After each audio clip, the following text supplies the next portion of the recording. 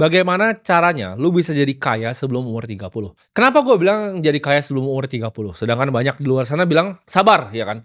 "Sabar aja nanti nikmatin kaya." Karena gue percaya, kaya di usia tua itu scam menurut gue. 20 pertama itu dipakai untuk sekolah, ya kan. Sekolah, SMA, kuliah, ya. Habis itu 45 tahun tuh kerja, pensiun 5 tahun terus mati. Jadi lu bebas ya, pas udah tua ya baru bisa travel 5 tahun terus mati. Itu bukanlah hidup yang gue mau. Ya jadi kalau ada orang yang bilang, "Oh tapi orang kaya yang ini yang udah tua ini bilangnya sabar, kaya nanti." Ya itu mereka aja, jangan gua. Gua nggak mau cuman bebas 5 tahun. Gue dari umur 22 tahun tuh udah bebas ya. Gue bisa beli supercar yang gue mau, gue punya rumah yang enak, gue tinggal di tempat tinggal yang bagus, ya gue bisa ajak orang tua gue keliling dunia. Karena semua orang tuh tahu, kekayaan sesungguhnya itu cuma waktu. Jadi orang kaya ya, yang tua yang ngomong gitu, cuman iri sama anak-anak muda seperti gue. Jadi di sini gue pengen ngajarin yang masih muda juga, yang belum 30, bahwa bisa loh, nggak harus nunggu tua, ya. Karena zaman sudah berubah, sudah ada yang namanya teknologi. Kalian jangan mau ditipu sama kata-kata seperti itu, kaya harus tua, jangan mau ditipu, ya. Karena waktu itu selalu lebih berharga dibanding uang. Itulah kenapa mereka yang ngomong seperti itu masih naiknya private jet. Karena mereka tahu waktu lebih mahal dari uang. Cara menang di hidup ini, itu yang pertama lo harus benerin tuh yang ada di dalam kepala lo, ya. Yang gue sebutnya mindset. Ini zaman dulu banyak influencer yang cemooh gue, ya. Influencer-influencer monyet gembel yang tadi bilang, oh apa yang penting genset, ya kan, keset. Tapi mindset ini yang bisa bikin diri gue itu ada seperti sekarang. Jadi jangan mau diremehin kalau lu pengen belajar tentang mindset. Mereka yang cemooh soal mindset itu bahkan orang tuanya sendiri, ya. Lihat anaknya seperti pelawak kayak gitu di TikTok tuh malu punya anak seperti itu. Mindset yang pertama yang kalian harus punya yaitu percaya ya. Ini kan gue ngomong konteksnya dalam kaya ya. Lu percaya bahwa diri lu sendiri itu bisa kaya. Tapi ini gue paham banget, bakal banyak yang ngomong ke lu adalah orang yang halu, lu adalah orang yang delusional. Misalnya lu tinggal di desa gitu kan, naik motor. Tapi lu percaya di diri lu, di hati lu yang paling dalam, lu percaya ya, ketika lu lihat muka lu sendiri di kaca, lu percaya bahwa orang ini bisa kaya. Gue itu dari zaman masih miskin ya. Gue dari naik motor, gue dari beli mobil bekas Ford Fiesta, itu gue sudah percaya bahwa Timothy akan jadi seorang triliuner. Gue nggak tahu caranya gimana, gue nggak tahu apapun yang gue harus lakuin. Kalau disuruh nyapu tai setiap hari, ya sampai situ gue akan nyapu tai setiap hari. Gue nggak peduli caranya gimana, apapun itu gue akan lakukan. Tapi gue tahu, ya, gue belum tahu jalannya, gue belum bisa lihat jalannya. Nggak ada yang ngajarin gue jalannya juga, tapi gue tahu ya, suatu saat sebelum gue masuk ke tanah, sebelum gue dikubur, gue akan jadi triliuner dan gue akan bermanfaat untuk orang banyak. Dan ketika gue nyampe itu, gue berjanji sama Tuhan yang di atas, gue berjanji akan bantuin semua orang bisa jadi kayak gue. Jadi itu yang gue tepati janjinya sekarang. Lu harus percaya dulu ya. Karena kalau lu tidak percaya sama diri lu sendiri, tidak ada yang akan yang percaya sama lu. Ya nggak apa-apa nanti lu dibilang delusional, lu dibilang halu, lu dibilang kebanyakan nonton konten ya, nggak membumi, biarkan semuanya itu. Kalau lu nggak bener-bener bilang bahwa diri lu bisa kaya, itu jalan di depan lu, pintunya itu tidak akan pernah terbuka. Dan lu jangan takut ya dikucilin sama teman-teman lu yang ngatain lu halu, karena dengan lu punya mindset seperti ini, lu akan ketemu dengan orang-orang yang punya mindset seperti ini juga. Gue senang ketika gue punya grup besar yang ada partnernya banyak, dan semuanya mindsetnya sama. Semuanya yakin mereka bisa jadi triliuner yang lebih kaya lagi, dan ini seru banget. Ayo kita lomba yuk ke 30 triliun. Yuk, siapa duluan nih? A, ya kan? B, C, D, siapa nih? Siapa yang duluan ke 30 triliun? Ayo kita lomba. Bahkan grup kita, itu namanya Road to 30 triliun loh. Nama grupnya Road to 30T. Jadi kita semua lomba, ya siapa duluan nih? Jadi ketika lu punya mindset pemenang, lu akan dikelilingi oleh pemenang-pemenang di dunia ini. Ketika mindset lu, ini halu, itu halu, kan ketemu yang halu, yang cuma ngopi, ngerokok, jadi sampah. Jadi monyet, jadi badut di TikTok. Ketika gue punya pemikiran seperti ini, ya gue seperti sekarang, akhirnya gue ketemu banyak orang yang punya pikiran yang sama. Dan jadi seru malah, kita jadi lomba rame-rame. Ini adalah satu momen yang gue inget banget ya di hidup gue. Jadi waktu itu, ya itu gue bikin marketing agency, ya gue kerja di salah satu startup yang gue di sana double job juga. Gue jadi marketing eksekutif ya di startupnya. Videonya sempat viral waktu itu, seliweran di mana-mana. Itu gue waktu itu naik mobil Audi A4. Itu mobil yang menurut banyak orang mungkin udah oke untuk anak seumur gue ya, baru lulus SMA naik Audi ya kan. Gue waktu itu meeting ya di sama klien gue inget banget mallnya di Central Park. Jadi kalau di Central Park itu di depannya itu ada taman ya kan, ada taman. Nah, jadi kalau ada parkir lobby ke depan sedikit itu ada taman. Itu gue waktu itu pengen parkir di situ, tapi mobil gue Audi. Gue nggak boleh parkir, jadi gue disuruh turun ke bawah ya kan. Yang ada muter itu baru parkir yang di atas dan gue jalannya agak jauh karena gue mau meeting di restoran yang ada di pinggir taman itu. Jadi gue harus kayak parkir ke atas, gue turun. Tapi pas di belakang mobil gue persis, itu gue inget banget ya. Ini dulu ya. Itu ada di belakang gue tuh ada Ferrari 458, itu warna merah. Warna merah, dia ngedim gini mobil gue. Dia ngedim maksudnya dia memanggil orang security-nya. Mobilnya itu dikasih parkir di situ, dia turun. Ini kalau gue nggak salah, mallnya baru buka jam 11-an. Dia dikasih turun di situ, ya dia bawa cewek juga, dia turun di situ terus dia jalan langsung masuk. Di situ gue mikir, Kok ada orang bisa beli mobil, itu penghasilan gue bertahun-tahun, siang bolong begini, pagi mall-nya baru buka nih, itu restoran tuh beneran baru masih siap-siap di jam 11 kalau nggak salah. Gue kan mikir, gue kesini tuh kebetulan siang-siang karena gue biasa di kantor kan, bisa di ruko itu gue di kantor. Gue mikir harusnya gue tuh kerja, jam segini tuh gue jam kerja. Kok bajingan ini bisa naik supercar-nya ke sini dan dia nggak kerja gitu loh, dia bebas waktunya dan dia bawa cewek sini, berarti kan dia mau makan doang gitu loh. Gue tuh makan tuh meeting gitu, gue masih dalam konteks kerja. Di situ gue mikir dan pulang, gue inget banget, Audi gue itu mogok. Jadi mogok mobil gue di jalan dan gue harus nunggu panas-panas sambil towing balik. Di situ bener-bener momen yang bikin gue mikir bahwa oke, ada game lain untuk gue main di dunia ini. Gue itu jadi kepikiran terus ya. Sejak hari itu gue kepikiran terus, gue jadi panas ya. Gue panas akan kondisi gue sendiri. Kalau kalian banyak yang lihat seperti itu, kalian cuma biasa aja, oh ya udah, atau makan kalian katain, oh sombong banget nih orang. Gue tuh nggak pernah ngatain, gue cuma kok bisa ya bajingan ini. Siang-siang lo anjing, siang bolong begini.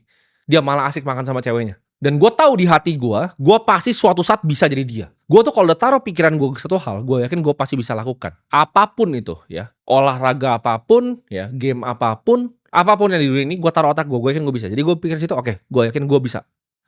Seperti ini. Orang tuh kebanyakan udah akhirnya, oh rezeki diatur di atas. Enggak, kalau gue liat kayak begitu, ya dia tahu cara dapetin rezekinya, gue pengen bisa dapetin rezeki kayak dia.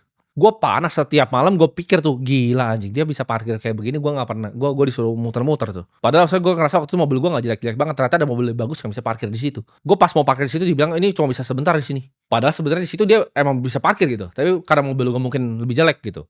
Ada Ferrari yang bagus, yang warna merah di belakang. Makanya gue sampai sekarang setiap liat 458 kesel gue. Ah mampus lu mobil murah lu, gue sama hati gue gitu. Seneng gue. Ya, karena dulu gue gak boleh parkir karena mobil itu. Gitu. Dan setiap kali gue sering cerita, tiap kali gue jadi wedding organizer, ya gue liat orang makan, atau bahkan gue makan di restoran deh. Waktu gue punya agency, ya gue kan udah punya ratusan juta juga, dan gue income gue lumayan, gue dari market tuh dapat lumayan. Ya. Jadi gue dapat agency, duitnya gue taruh di market, dari hasil gue jualan pomade, gue jualan sedotan tuh gue puter-puter terus di market, dan itu lumayan. Gue tuh bukan orang gak punya duit. Zaman yang kalau kalian ingat ya, gue TikTok masih kutangan, itu gue taruh portofolio gue di samping, monthly gain gue tuh ratusan juta. Ya. Itu gue bukan orang miskin gitu loh. Tapi kan gue gak bisa makan semena-mena. Ketika gue ke restoran steak, gue makan restoran yang steak yang 400.000. Itu ada orang pesen steak tuh 3,5 juta sebelah gue. Kan ada tiernya tuh kalau makan steak kan. Di restoran yang sama tuh ada yang 400.000, ya kan, yang misalnya yang US. Dan dia pesannya ini yang sirloin yang Hanwoo gitu, A5, yang Korea. Gue kayak anjing. Dia makan 3,5 juta, itu kan dibuka gitu, set ada box gitu. Ceweknya makan begitu juga gitu. Terus dia pesan botol wine yang gue nggak tahu harganya berapa waktu itu. Yang pasti bawanya dalam tuh, makin dalam kan makin mahal. Gue liat gila, ini ngabisin uang gue yang gue dapat hari ini atau besok nih.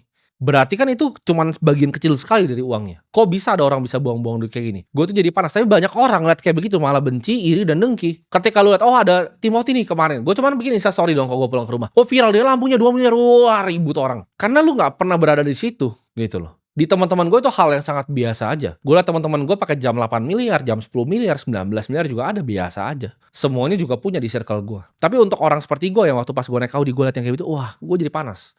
Gue pikirin terus. Nah mindset yang gue pengen kalian punya ya dari ini adalah lu marah.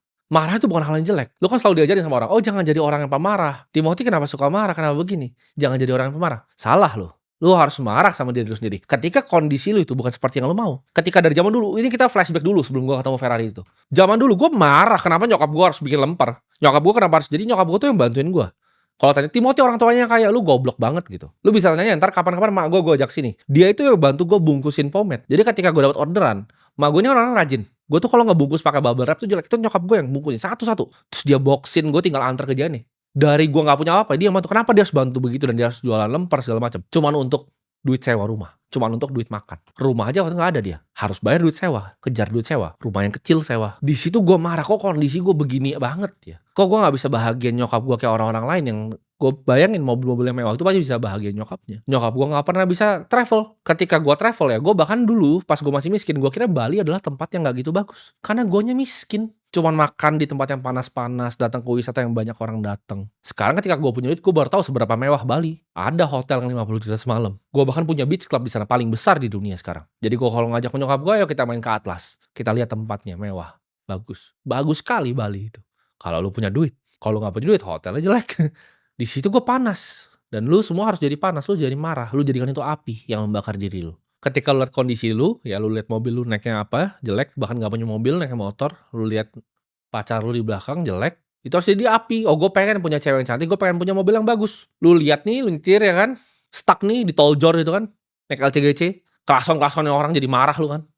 Lu harusnya marah tuh sama kondisi lu. Nggak akan ada manusia di bumi ini yang mau nyeret lu untuk kerja. Nggak akan ada manusia di bumi ini yang mau ngasih lu Ferrari. Lu sendiri aja nggak mau, lu sendiri nggak percaya lu bisa jadi kaya, lu nggak marah sama kondisi lu. Gua nggak akan di sini, gua keluar dari kamera, gua ambil leher lu, ya ayo kayak kita kerja gitu. Cuman lu yang bisa pukul pantat lu sendiri, oke hari ini saya harus bekerja. Karena orang tuh banyak yang malas bekerja sedikit udah capek mereka. Gue bingung gitu ngomongin lu gimana kalau lu emang udah nggak ada kemauan. Lu cuma scroll TikTok, ujung-ujungnya apa? Ya lu bikin anak habis itu lu minta bansos. Lu berharap ada orang lain, lu salahnya orang lain, lu salahin pemerintah begini, pemerintah begitu. Mau mereka coba bagaimana, lu kan salahin terus. Kenapa? Karena lu yang sampah. Lu cuma jadi pengemis, minta bansos dong, minta bansos dong, minta bansos dong. Gue dari dulu nggak pernah minta-minta sama orang. Lu baru kerja dikit, oh mental health. Itu kebiasaan yang kontol tuh gue kasih tau tuh. Orang yang nyontoh-nyontohin begitu. Oh dikit-dikit ini mental health. Ini begini begitu. Gue burn out. Saya capek, saya burn out. Kemarin gue hire editor, baru kerja 4 hari, nggak bisa, burn out. Lu mati aja. Ada yang datang kayak gitu ke gue, mati lu, bagusan. Nggak usah hidup, nggak usah kerja sama gue lu, di jalan aja. Banyak orang nyari kerja, lu udah dapet kerjaan bagus gitu kan. Tapi capek bang kerjanya sampai malam. Anjing lu, gue belasan tahun kerja, ya sehari pun. Satu, gue ngomong sini nggak ada gue libur, gue nggak pernah burn out, gue nggak pernah mental health tai anjing itu. Kecuali lu tentara, pernah kena bom temen lu PTSD itu boleh lu mental health. Selain itu, lu tidak boleh ngomong ke gue, saya mental health, saya depresi, anjing lu. Kerja, gitu. Marah sama diri lu sendiri. Dan ini mindset gue pengen punya lu lagi ya. Tadi lu inget-inget gitu. Jadi ketika gue ngomong gini, jangan cuman angin lewat gitu. Yang pertama lu harus percaya sama diri lu, yang kedua lu marah sama kondisi lu, itu dulu. Ya itu jadi apinya tuh. Ketika lu ngerti konsepnya, lu paham polanya, lu bisa jadi sukses juga. Karena semua itu cuma di otak. Yang ketiga, biasain apa yang lu ucapkan, itu lu jadiin kenyataan. Ketika gua nih ngomong, saya akan bikin 100 sekolah, itu akan gua jadikan kenyataan. Walaupun gua harus mati untuk lakukan itu. Ketika gua ngomong ke diri gua akan jadi triliuner. Gua akan jadi triliuner. Ketika gua bilang, di SMA gua akan jadi yang paling jago main basket, satu sekolah. Gua akan latihan sampai kaki gua kalau bisa patah di situ. Gue akan latihan, gue bilang gue akan jadi shooter terbaik, gue akan shoot sampai tangan gue kalau bisa patah. Jadi kalau gue ngomong sesuatu ke diri gue, itu self accountability-nya tinggi. Lu adalah orang-orang yang gak accountable, bilang oke, gue mau sukses. Besok lu udah ngaso lagi scroll TikTok sambil coli. Itu yang bedain gue sama lu. Ketika lu bohongin diri lu terus menerus, oke kemarin saya mau sukses, awal tahun baru, oke tahun ini gue mau bebasin nyokap gue dari kesuksesan. Tapi lu gak ngapa-ngapain sampai sekarang. Lu gak punya self accountability, gak ada itu. Omongan lu tuh sampah gitu. Kayak gue bilang tadi, misalnya karyawan gue gak pernah ngancem lu keluar, gak pernah gue ancem. Orang ya di sekitar gue itu mau